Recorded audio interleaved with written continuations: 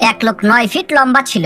সে পেরেশান হয়ে একজন দরবেশের কাছে গিয়ে বলছে, হুজুর, আমার এই লম্বা শরীর নিয়ে নড়াচড়া করতে অনেক কষ্ট হয়, দয়া করে আপনি একটা ব্যবস্থা করেন যাতে আমি স্বাভাবিকভাবে জীবন যাপন করতে পারি। তখন সেই দরবেশ বলল, নদীর পাড়ে যেয়ে দেখবা একজন ফকিন্নি মহিলা বসে আছে, তুমি ওই ফকিন্নিকে বলবা আপনি কি আমাকে বিয়ে করবেন।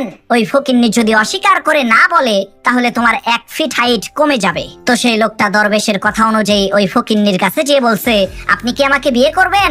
ফকিন্নি বলছে না। তখন সাথে সাথে 1 ফিট হাইট কমে গেছে। লোকটা চিন্তা করলো, 8 ফিট লম্বা, এটাও তো কম না, আর একটু খাটো হইলে ভালো হবে। সে আবার ওই ফকিন্নি মহিলাকে বলছে, আপনি কি আমার সাথে বিবাহ বন্ধনে আবদ্ধ হবেন। ফকিন্নি বলছে না। সাথে সাথে আর 1 ফিট হাইট কমে গেছে। লোকটা চিন্তা করলো, 7 ফিট লম্বা, এটাও তো কম না, আর 1 ফিট খাটো হইলে আমাকে দেখতে আরো সুন্দর লাগবে। এই চিন্তা করে লোকটা সেই ফকিন্নি মহিলাকে আবার বলছে, আপনি কি আমাকে বিয়ে করবেন। তখন সেই ফকিন্নি মহিলা বলছে, না না না না না। তখন সাথে সাথে লোকটা একেবারে ছাগলের বাচ্চার সমান হয়ে গেছে।